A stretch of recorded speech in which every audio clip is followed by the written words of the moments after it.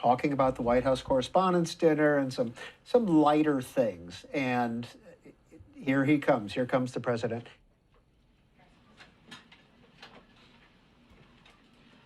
Well, thank you very much. That was very unexpected, but incredibly acted upon by Secret Service and law enforcement. And this was an event dedicated to freedom of speech that was supposed to bring together members of both parties with members of the press. And in a certain way it did, because the fact that they just unified, I saw a room that was just totally unified. It was in one way very beautiful, a very beautiful thing to see. A man charged a security checkpoint armed with multiple weapons, and he was taken down by some very brave members of Secret Service, and they acted very quickly and have just released, for purposes of transparency, clarity, I've ordered it to be put out. You probably have it by now. Put out on Truth and put out on many other platforms. A tape showing the violence of this thug that attacked our Constitution, and also showing how quickly Secret Service and law enforcement acted on our country's behalf. Really did a great job. One officer was shot, but saved by the fact that he was wearing obviously a very good bulletproof vest. He was shot from very close distance with a very powerful gun, and the vest did the job. I just spoke to the officer, and he's doing great. He's in great shape. He is has very high spirits, and we told him we love him and respect him, and he's a very proud guy. He's very proud of what he does, Secret Service agent. And we looked at all of the conditions that took place tonight, and I will say, you know, it's not a particularly secure building, and I didn't want to say this, but this is why we have to have all of the attributes of what we're planning at the White House. It's actually a larger room, and it's much more secure. It's drone-proof, it's bulletproof glass. We need the ballroom. That's why Secret Service, that's why the military are demanding it. They've wanted the ballroom for 150 years for lots of different reasons, but today's a little bit different, because today we need levels of security that probably nobody's ever seen before. But everyone owes a tremendous debt of gratitude to the courage of law enforcement, the law enforcement, and working with the D.C. police, and we just spoke with the mayor. And when we're finished, the police chief is going to take over and discuss it also from their viewpoint. But they also performed exactly as they were supposed to, and you see the attacker in different positions, but you also see the attacker totally subdued and under control. So as you know, this is not the first time in the past couple of years that our republic has been attacked by a would-be assassin who sought to kill. In Butler, Pennsylvania, less than 2 years ago, you all know that story, and in Palm Beach, Florida, a few months after that, we came close. We really had, again, we had some great work done by law enforcement. But in light of this evening's events, I asked that all Americans recommit with their hearts in resolving our difference peacefully. We have to resolve our differences. I will say, you had Republicans, Democrats, independents, conservatives, liberals, and progressives. Those words are interchangeable, perhaps, but maybe they're not. But yet everybody in that room, big crowd, record-setting crowd. There was a record-setting group of people. And there was a tremendous amount of love and coming together. I watched, and I was very, very impressed by that. But we were, First Lady and I were taken very well care of, very quickly rushed off the stage. Vice President J.D. Vance, who's here, was likewise beautifully done. He was just saying how quickly everybody acted, law enforcement, Secret Service in particular in this case, but law enforcement. Marco had the same thing. Pete was there. Pete didn't want any help. He didn't want anybody to help. He doesn't want anybody to help him, but he did get some, didn't you? And I think you also said that it was very impressive. So with that, I'd like to ask Todd Blanche to come up, say a few words, and tell you it's already underway. The man has been captured. They're going to his apartment. I guess he lives in California, and he's a sick person, a very sick person. And we don't want things like this to happen. I think it's very important that I say, though, and I told the representatives of the evening, they did such a beautiful job. It was such a beautiful evening. And again, they're talking about free speech in our Constitution. That's what it's all about, not just White House correspondence. It was really based on free speech in our Constitution. But I said very importantly that we'll do it again within the next 30 days, and we'll make it bigger and better and even nicer. So I just want to thank everybody that was involved. I also want to thank the press, the media.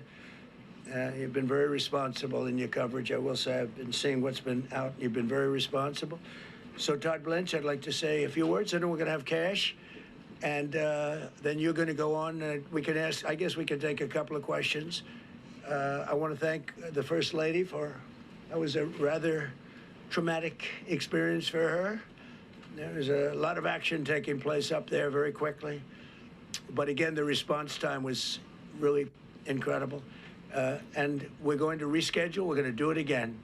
We're not going to let anybody take over our society. We're not going to cancel things out because we can't do that. We wanted to stay tonight. I will tell you, I fought like hell to stay. But it was protocol. They said, please, sir, because they didn't know there was a lot of action going on, and they didn't know could there be probably a lone shooter, but we'll find out. We'll find out very quickly. They have it very well under control. So I want to thank everybody very much. And Todd Blanche, please. Thank you very much, Mr. President. Tonight you saw the very worst and the very best of this country. You saw the very worst by the actions of that coward that the president just talked about. But you also saw the very best because you saw law enforcement do exactly what they're supposed to do. And you'll see the videos come out, I expect, very shortly, and you'll see law enforcement do exactly what we want them to do. And so I echo what President Trump just said, that we are extraordinarily grateful and appreciative of the men and women of law enforcement that did their jobs tonight, including one who was injured. This investigation is ongoing. I expect you will see charges filed shortly. The charges should be self-evident given the conduct, but as you'll hear, there will be multiple charges surrounding the shooting, around the possession of firearms, and anything else that we can get on this guy. The investigation is obviously ongoing and just started. There is federal law enforcement already working on search warrants and doing their job, and I don't want to get ahead of them and don't want to get ahead of the work that they're doing even as we speak.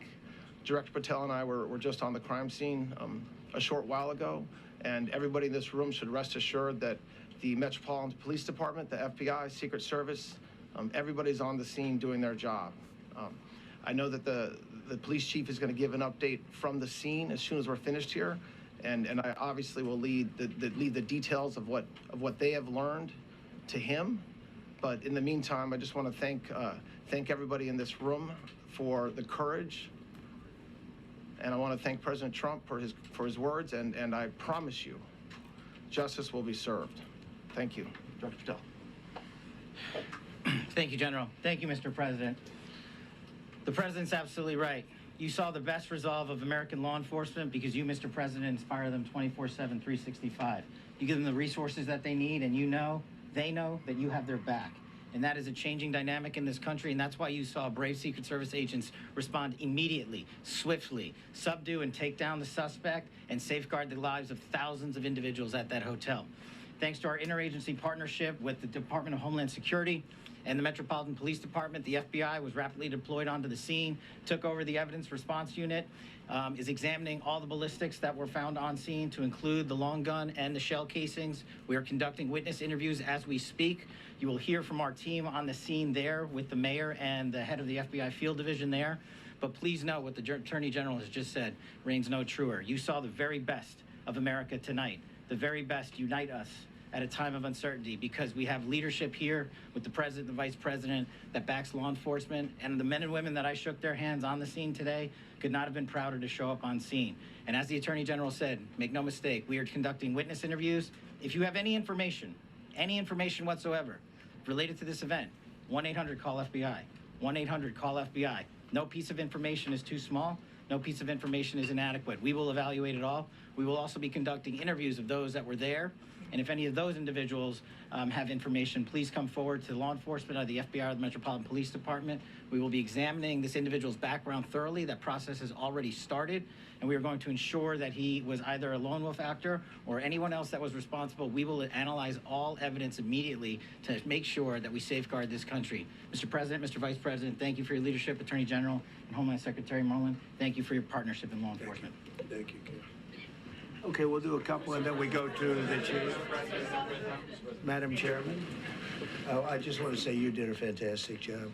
What a beautiful evening, and we're going to reschedule. And after that, it's very tough for her to ask a killer question, right? But you have done a fantastic job. Please. Mr. President, I appreciate it.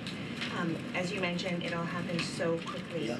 And I wonder, especially because unfortunately you have experience with these sorts of threats, in that moment when you realized there was a threat and service agents were telling us to get down, can you describe what was going through your mind, how you were feeling in that moment?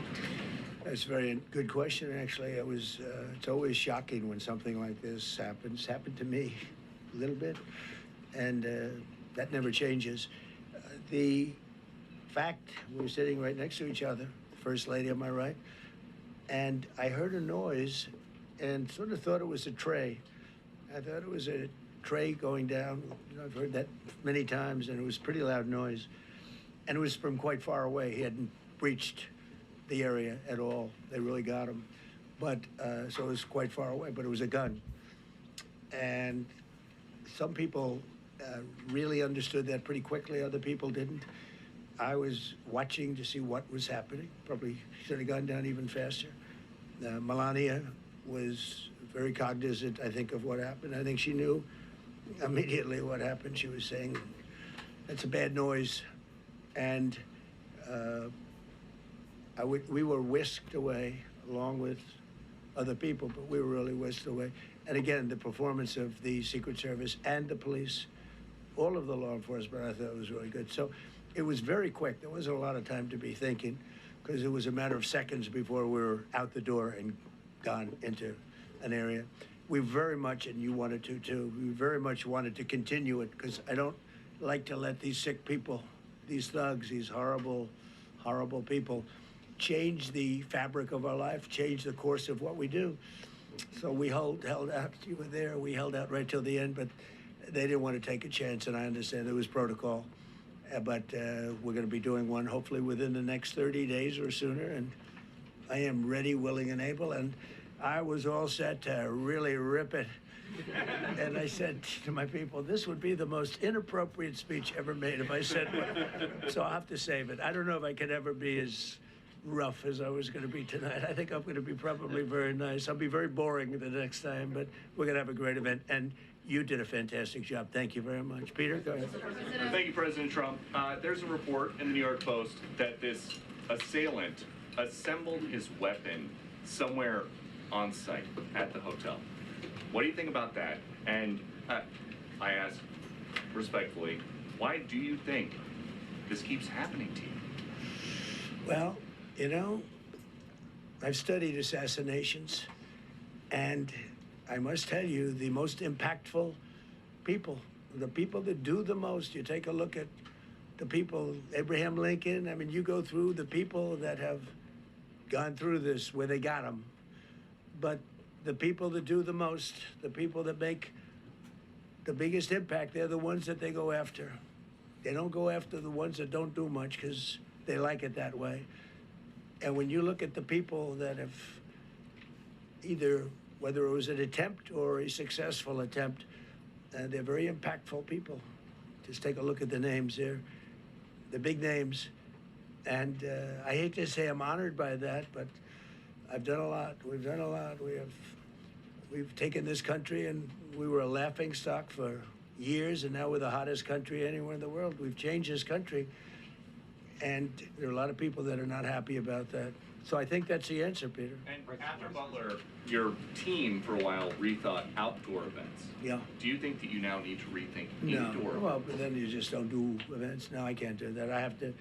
It is what it is. We have to do it. The room was very, very secure. He charged from 50 yards away, so he was very far away from the room. And what did you think when you saw the video of how fast he was running? He was moving. He was really moving. And the reaction time was great. Boy, those guys, they had their guns drawn literally by the time he was there. They were shooting. That's right. I thought they were very impressive. And if I didn't, I'd let you know, I'm not going to be, I would not stand for that. No, I thought they were very impressive. President Trump, thank you, President Trump, and thank you for updating us on the suspect earlier. Were you aware of any threats? Was your team aware of any threats beforehand? And do you believe you were the target of this tonight? I guess. I mean, these people they're crazy. They're crazy, and you never know.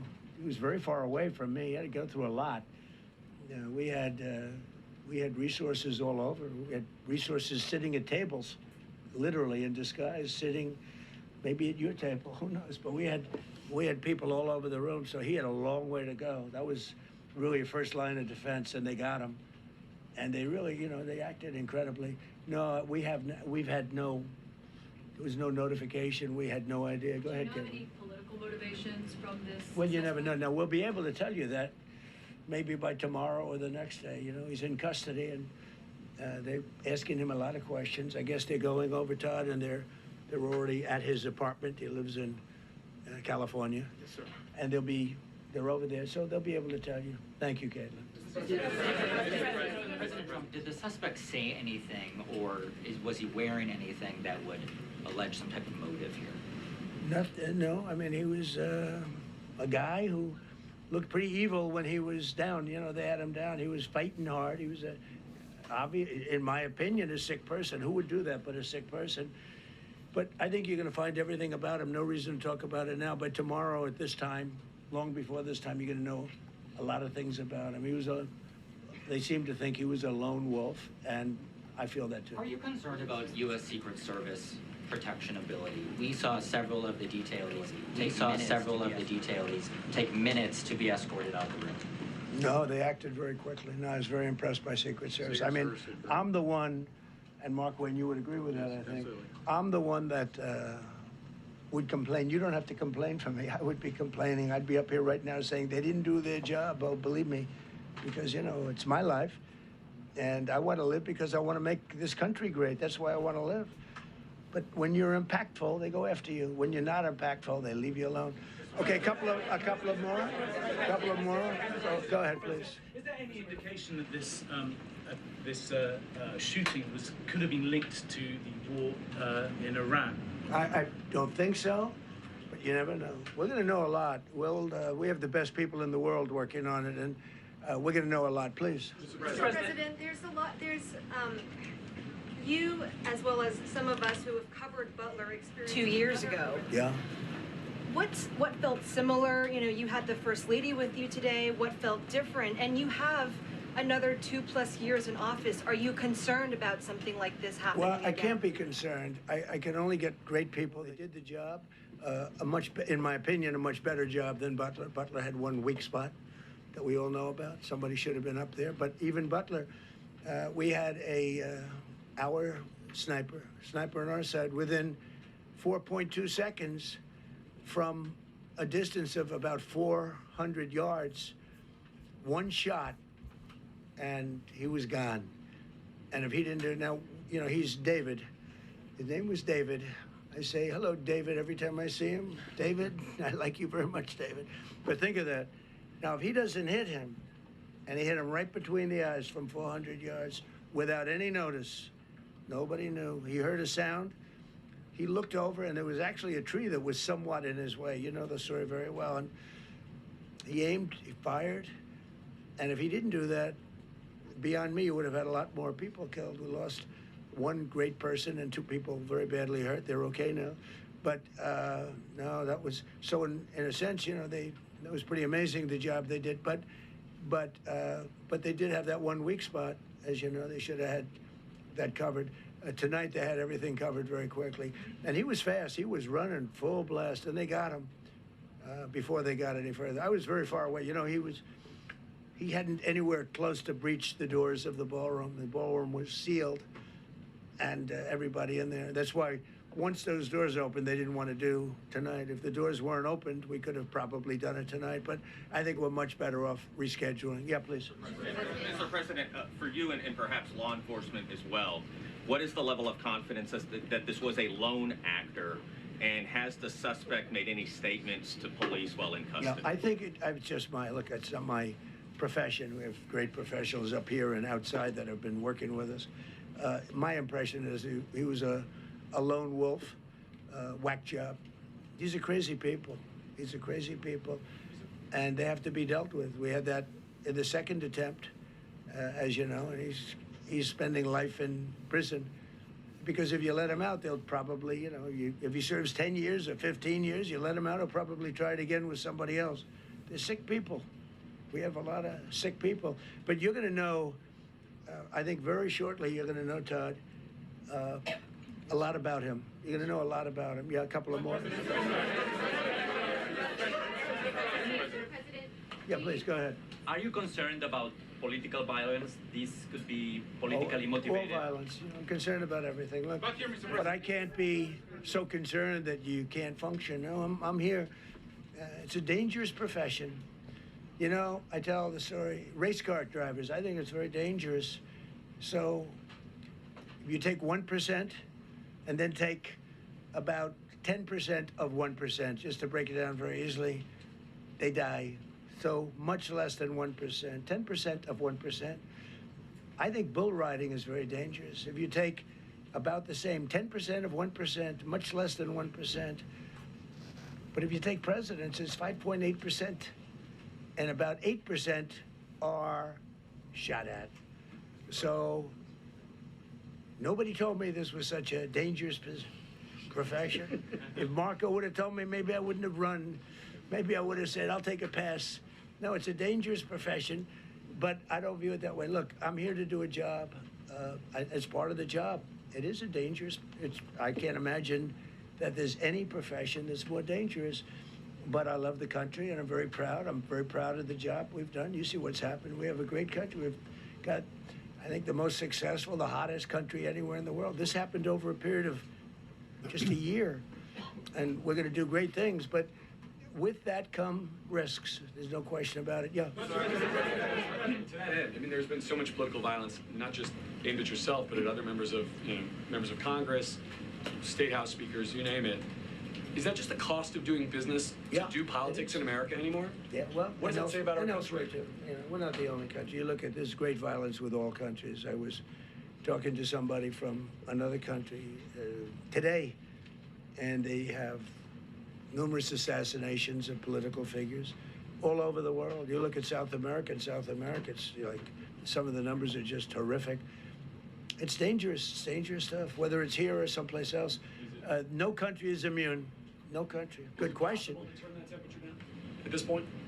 Well, probably if I decided to just not do much, you know, if I let everybody rip us off and take advantage of us. Look, we're leading the world in trade now. We're leading the world in the military. We're the greatest military in the world. I rebuilt it in my first term, and now we use it because we have no choice. We can't let, as an example, Iran, we can't let them get a nuclear weapon.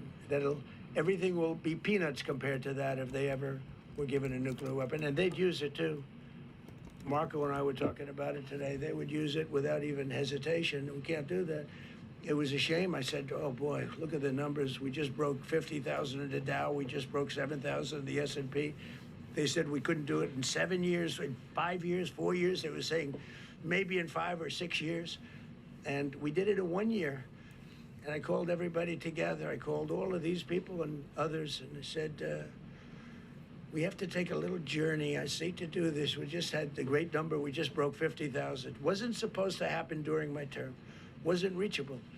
We did it in 1 year, and I said, we're going to have to make a journey to Iran. They're going to have a nuclear weapon if we don't do it. We had the B-2 bombers take them out. I terminated in the first term the Obama agreement, the Iran nuclear agreement, which was a disaster. That was a road to a nuclear weapon. They would have used it. They would have used it 100%. So, you know, when you do things like that, you become a target. If I wasn't doing that, I guess I'd be a lot less of a target. But I'm honored to be. Okay, one more question. Go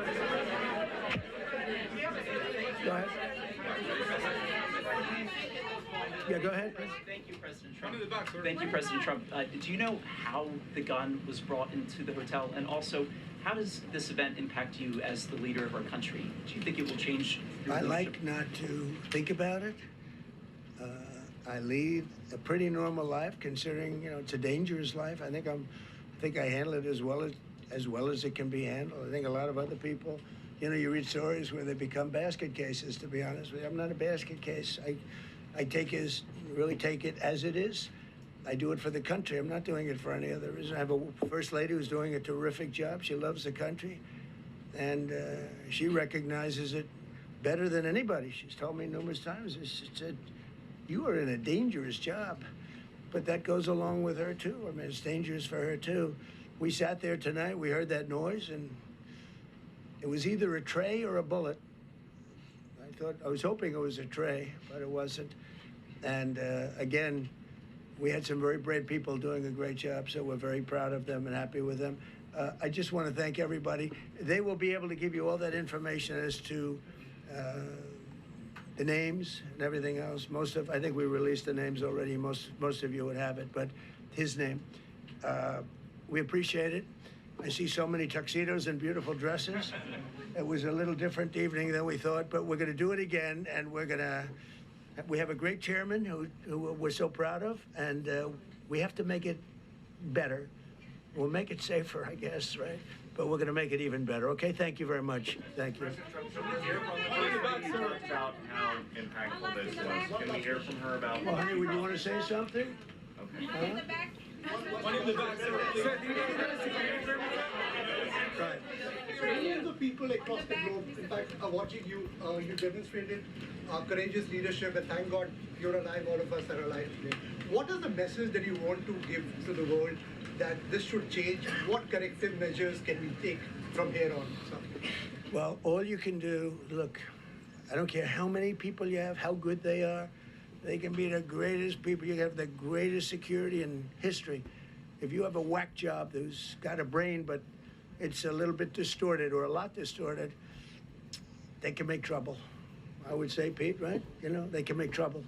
Some of these people are of genius level IQ, and they're nuts. So it can be trouble. So you do absolutely the best. You get the best. We have the best people. Well, look, it was proven tonight.